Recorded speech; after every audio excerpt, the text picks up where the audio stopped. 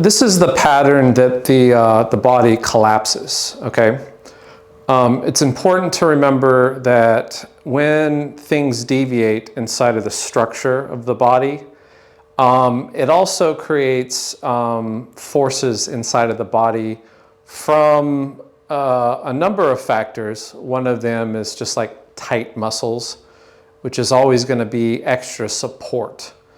Now, muscles' jobs are just to move the body. It's not really their job to be spastic and hold up the body. But when things go wrong, your cerebellum, your brain basically will recruit those muscles to help create stability in an unstable bodily structure state, okay? Another force when things are unstable is compression forces, okay? And a spastic muscle is part of that. So when your muscles tense up and they contract and they squeeze, they create tension inside of the body, all right? And it compresses the biofluid as well. There's an elastic component and all that. And plus you have gravity to deal with as well, and I'm sure that plays a big factor, but not as big as a lot of people will hype it up. But the biofluids being squeezed on that is a big deal actually, okay? And I haven't really seen this talked about too much. I do know when I worked with surgeons, they knew about these biofluids being squeezed on because they would have a problem where they were doing an operation and these fluids would explode, okay? And I thought that was curious that that would happen. And it turns out it's because when the body is under tension, these fluids are also being compressed. And the thing about any fluid is that they are incompressible, okay? So that's how you generate hydraulic forces actually, is you compress fluid inside of a enclosed container, all right? And the more you compress it, the more the hydraulic forces push back, okay? That actually happens in the body as well, all right? And when you generate those hydraulic forces, you can almost come to the conclusion, if you look hard enough, that the body will generate enough force comparable to like a hydraulic press. And that hydraulic press force, that's incredibly strong, that can do a lot of damage inside your body, right? And that just comes from these forces that I'm talking about when the structure deviates beyond a certain threshold. Now, there's a threshold where it deviates some, but it's not such a big deal. You can move around and get on with your life symptom-free. It's just when it reaches a certain threshold, it starts to create forces, abnormal forces inside the body that are just too much. And that actually turns out to be the thing that's actually causing degeneration, all right? And how the body gets stuck and how it deals with problems, all those play a part in creating these forces that I'm talking about, right? You can have a lot of deviation and misalignments in your body, and for the most part, that won't create those hydraulic press forces that do a lot of damage to the body. But there is one area of the body that once compromised, it's kind of like the straw that broke the camel's back. When that goes out, or let's say it reaches its threshold to where it becomes unstable, we'll just put it like that. There's a lot of technical things happening, but we'll just use that word. It becomes unstable. The whole body suffers. And that turns out to be the lumbar spine, all right? Now, the curious thing about the lumbar spine being the main culprit for a lot of pressure generation in the body is when it does go out, it's usually compressed by a lot of stuff up top. So it breaks down in, or it collapses in a systematic way, okay? You might have, misalignments and stuff like that, or deviations in your body, but for the most part, your lumbar is stable when you're younger and stuff like that. So the system works pretty good. It's still optimal. Maybe one day you push it out and it becomes unoptimal. And it takes some people instantly, maybe stuff will show up. And for some people, maybe it takes several decades before you even notice anything. As far as the pressures, the abnormal pressures it's creating in the body, it might take a long time before it wears you out. And then those forces become greater and greater, okay? But when the lumbar spine reaches a certain threshold where it becomes unstable and it starts to collapse, everything above it suffers, okay? Even the areas below, like your hips and your legs, they suffer, but they suffer in a different way. They actually, your muscles are able to compensate for a lot of problems in your body, okay? So let's say if you did reach that threshold and you have an unstable lumbar spine, the legs will take up a lot of the compensation forces, I want to say, in the body to support the lumbars and to hold you up even when the lumbars are compromised, okay? So that means the muscles inside of the legs can become really tight and under tension. And your body actually needs that because it's trying to support other problems, namely in the lumbar spine. And so that's why people have tight legs and all this stuff. And that's just how the body works. And a good way of thinking about this, if you have an unstable lumbar spine, there's a lot of people, when they sit for a long time, they start to begin to feel uncomfortable. But then they stand up and all of a sudden those symptoms go away. Or, they go from uncomfortable to comfortable, okay? That's because you just brought the power of your legs back into the body. And so that instability that was bugging you in the lumbar spine, when you're sitting like this and you don't have as much support, goes away immediately when you stand up, okay? So that's why that phenomenon happens, right? So I'm just giving these little details so you can wrap your mind around what I'm trying to explain, right? But when this lumbar thing is out, compromised, reached a certain threshold and is no longer stable, something funny happens above, especially to the rib cage, which is the rib cage starts to collapse downwards, okay? Now, it may shift, your weight in this plane might either shift forward or it might shift back. And so that'll create a different look on how the rib cage is stuck. And that's what confuses people.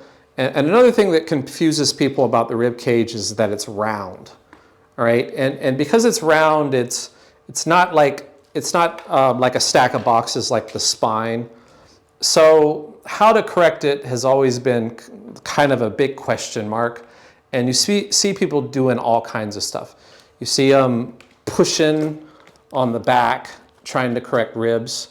You see them pushing on the side, maybe trying to correct ribs. You see them pushing on the front sometimes, trying to correct ribs. You might see them tractioning or lifting or pulling or doing something of the sort. I've even seen people yank on them, which is just way too much. That can really do some damage, let's put it that way. You see some people punching on it. You see people doing stuff to the shoulders and to the scapula. And, I also include, when I talk about the rib cage collapsing downwards, it does the same thing to the shoulders in different ways, but people get these rolled shoulders. Even if they're going backwards, you'll see like they lean backwards. You'll even see them rolling forwards. So it's still part of that pattern, okay? Point is, the rib cage collapses down. It also flares out as well, and it also goes forward as well. So there's a couple other oddball angles in there. And then you're always going to see that maybe one side is lower than the other and one side might be higher. That's because of the muscles in the body as it twists. And eventually that twist, maybe on purpose, the body might do that on purpose. It'll also twist up the vertebrae. And you can see here that all of these ribs, they connect at the transverse process of the thoracic spine. So that's what makes up the 12 vertebrae in the thoracic spine, because that's where they connect, okay? So, basic anatomy, everybody should know that. But the point is that the ribs and the thoracic spine kind of work together as a single unit, okay? So if you're ever having problem fixing stuff, like I know chiropractors and massage therapists and all that, you've got to consider that to be a system that needs to be fixed together. And you might be one day fixing one thing with hydrostructural, like the ribs, and the next day you're fixing the thoracics or something, okay? So it just depends. But the major data here that's missing in most people's minds is that this is collapsing downwards, right? And if you push on the front of it real hard, it collapses down. If you push on the back of it, it collapses down. If you push on the side of it, it has the tendency to collapse down as well. So all of these maneuvers that people have been doing to try and fix the ribs have actually been exacerbating the problem, including the adjustments that push in, even though they're trying to correct the vertebrae, they still create problems, sometimes misalignments, sometimes worse, in the rib cage, okay? Now remember, the root of all this problem I just mentioned is when the lumbars reach their threshold and they become unstable, everything above suffers. And your rib cage don't really have support anymore and they collapse down. And another strange phenomenon happens when this collapses down, puts a lot of pressure on all the muscles that connect. Okay, so you have a lot of muscles here that attach at the base of the skull. Okay, we'll just say a lot. I mean, there's countless names for those muscles, right? But they attach down here at the base of the skull, and then they go into the rib cage. So you see people with like chronic neck pain. It just seems like no matter what you do to it, whatever manipulation it might be, the neck pain is persistent and it doesn't seem to go away, or maybe it's temporary relief. And it just seems like a very unresolved problem.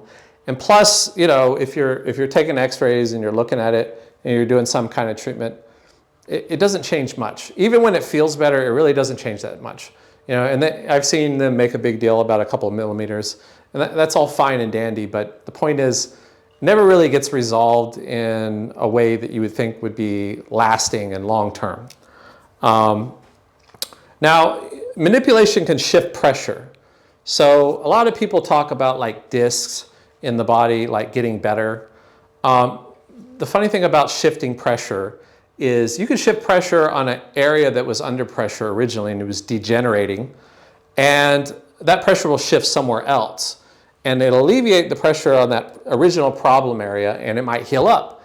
And everybody's got an x-ray of that. Every single technique I've looked at across the board, even massage, you'll see these pictures of, we did this therapy and the disc got better. But if you look at the overall effects, you might get disc changes in one area of the body that might be positive, but then in another area, all of a sudden, it starts to hyperdegenerate. So that's just a shift of pressure, okay? But a lot of people do techniques up here in the neck or in the head or in the ribs. And the problem is actually in the lumbar spine. But that problem can't be handled well or thoroughly or get the stability back in the lumbar spine like you want until you get this rib cage up, all right? And that turns out to be a big deal. This part of your body is very weight-bearing and it's large, okay? And there's a lot of bone density inside this area of your body. I'm talking about the thoracic and the rib cage. Your neck is just this itty-bitty thing.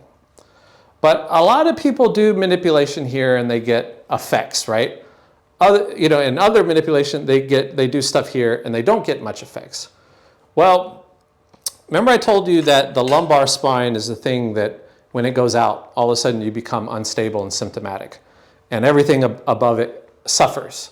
So that suffering, you might feel it up in this area, even though it's coming from down here. So that's why in the beginning, a lot of treatment, they'll do stuff up here, they'll manipulate the body, they'll move the pressure around, and originally they'll get pretty good results and the person will feel pretty good. But then later on down the road, it begins to, it depends on the body, it probably stops working. It really depends on the body. I'm generalizing, I know that, but the general effects later on are no good, okay? And I would agree that in the beginning, you do need to do stuff at the top, even though the main culprit is down here.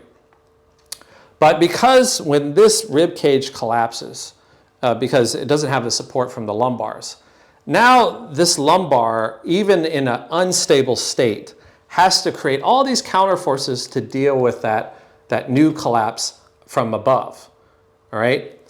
And that means the lumbar is trapped under tremendous strain and pressure, and it's got a big job to do to try and stabilize everything. So it's just, in the beginning of treatment, it's just not going to be available to fix. And that's the big data that's missing from the minds of all these researchers and techniques, okay? So I agree in the beginning, most of the manipulation does stuff up here, and they get pretty good results. But you'll always look at that person that feels better, and you'll always still find that they have an unstable lumbar. And I'll show you how to do tests and to figure out if that's stable or unstable.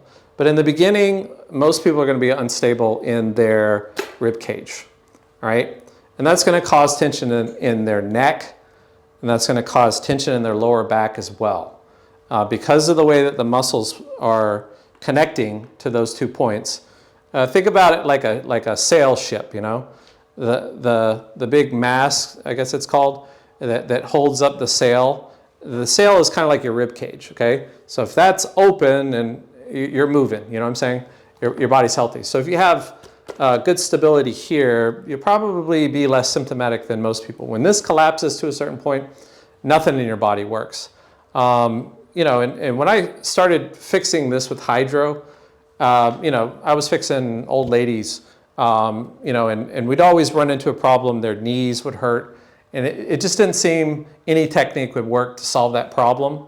But when I figured out how to get this up properly, the knee symptoms started to go away. And then you just scratch your head and you go, what does the ribs have to do with the knees? Well, what does the ribs have to do with lower back pain? What do the ribs have to do with neck pain? What do the ribs have to do with stuff going on in your head? Actually, quite a lot. And that's the shocking thing about how important it is to actually make corrections here. But like I said, pushing on the outside of the rib cage, it just doesn't work. It doesn't matter if you push here, from the side, from the back, with gentle force, with very forceful, with some machine, some gizmo. It doesn't matter if you massage them or do whatever. You can't fix the ribs from the outside. All right? That's the major discovery that hydrostructural research figured out.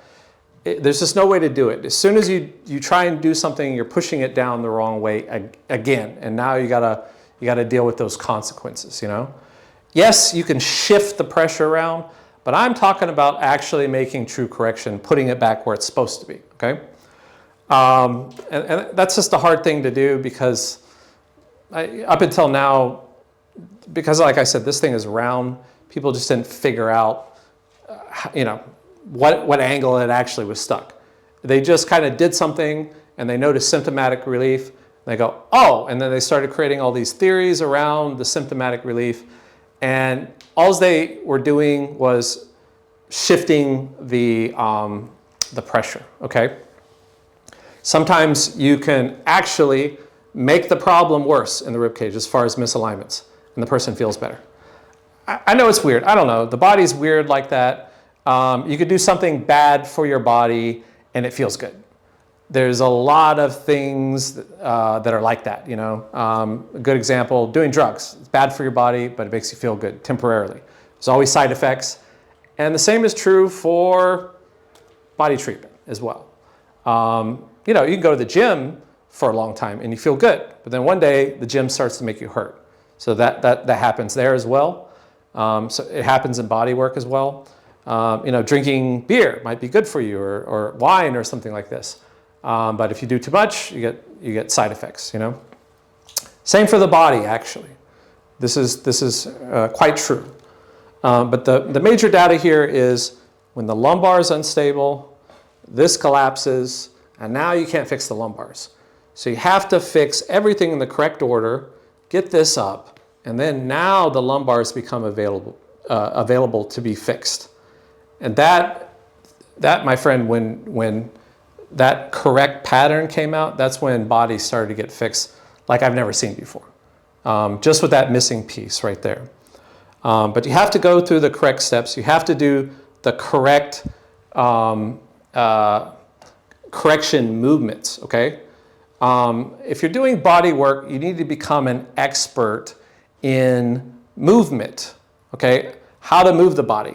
And also how to evaluate, when I do this technique, what movement did I create in his body, okay?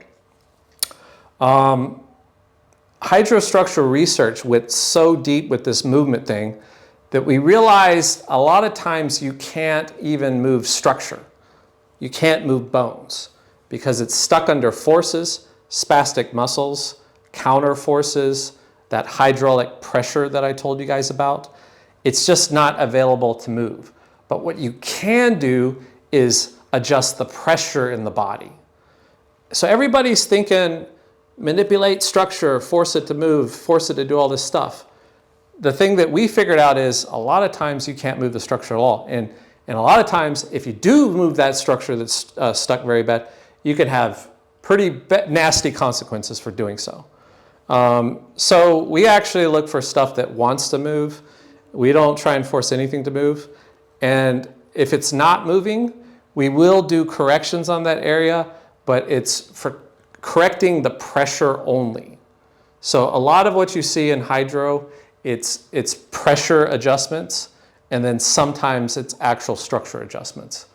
But you know, sometimes you get both, but in the beginning, most of the time people are pretty locked up, and you're just going to be making those pressure changes, okay? But those pressure changes are enough to release the tension on the muscular system, as well as to get rid of those hydraulic press forces I told you about, like where it's creating too much force on those incompressible biofluids, and those things are doing pretty big damage. And yes, that's what squeezes on your nerves. The liquids can squeeze on your nerves as well. A lot of people have theories about how the bone slips and somehow that pinches the nerve. Sorry, it doesn't. I mean, if it did happen, that would be a pretty serious injury, and that's nothing that physical medicine would fix. They need to go see a surgeon for that. You know, there's other theories. There's the fascia, and that gets stuck somehow. Okay, and you know, there's other theories about there's rubber bands in your body, the meninges and the dura, and they're all twisted up like a big rubber band. And you know, I work with surgeons. They told me that doesn't exist. But there is this phenomenon of like muscles at their connection points and other tissues as well, ligaments, meninge, dural tissues. The connection points can have problems. They do need to be handled, but the main thing you got to fix is the lumbar spine. It all comes down to it. The lumbar is the thing that brings stability back into your body. And I'm sorry, like physical medicine has done a terrible job at actually fixing the lumbar spine. In fact, most of them make it worse, extremely worse. And then for some reason, people temporarily feel better, but it's just that the body is quite resilient. You can move stuff around, it creates a new situation, but ultimately you're not being corrected, you're just being manipulated. And so those effects, they kind of got us lost for a long time because we were just looking at symptomatic relief. And we're trying to make sense of it, how they feel better and what's going on as far as changes in the structure. And a lot of pie in the sky theories came out. And I get that. It was the best we can come up with at the time. You know, but there was too much like wrong that was happening. And there was people with a outcome bias looking at those and trying to say this is somehow good. Or this is somehow part of the healing process and the restructuring process. It's pretty straightforward. The thing that you see that's wrong on film or x-ray or whatever, that just needs to go back into its original position. There's no big, long, ugly ordeal. It's just like having a dislocated knee. It just needs to go back to where it should be. And I get it, there's a lot of joints in the spine, so there could be a lot of counterbalancing and counter forces. And I've heard about all these layers that might exist. In general, as soon as you make the correction, it's done. The body doesn't need it. It's just like having a dislocated knee. As soon as it gets back into place, you don't need to manipulate it anymore to coax it back into place. It's there. You might have to wait for the tissues around it to heal up and to stabilize. And maybe it has secondary effects where it changes you elsewhere. And that's true about the spine too. You have a lot of secondary effects. You have a lot of secondary misalignments. Scoliosis is a good example. You know, that's always going to be like, you know, when the spine is unstable, I didn't mention this, you can kind of think of it like the spine is, it's got a partial spondylolisthesis or anterior, whatever. It's got jammed forward, you know, and of course, spondylolisthesis, it actually breaks. That's not what I'm talking about. I'm talking about maybe it is a little broken on the inside, but the body will twist itself up to counterbalance that in some way to try and alleviate some of that pressure. But that's the thing that's driving your body crazy, and that's what's making you symptomatic. So that has to get fixed as well, okay? And most of the techniques out there, they're pushing the lumbar spine in this direction. Bad idea. Bad idea. That's the wrong way for it to go. No one until now has really figured out how to move it in flexion because it's hard to do. And you know, there's the crack chasers. They want to create some sound effects. You know, and the easiest way to make those noises is to put the guy in extension and smash real hard on his lumbars. Even you could do it gentle. I get that. It's just wrong. You know, whether it's gentle or forceful, it's wrong. You're pushing it the wrong way. The crack is actually a sign of you did something bad, not as a sign of something good. Now, in hydro, you do make noises, you know, but they're different. And also they're sliding. They're not being forced or jammed or anything like this. And you're also using hydraulic forces internally on the anterior vertebral bodies to make those corrections. Okay? This is just an introduction to it. There's a lot more details. You're going to have to study some of the films that come along with the manual, and they're included in the online course, and they're also talked about at the live seminars. It's a great thing to learn. I hope to see you there.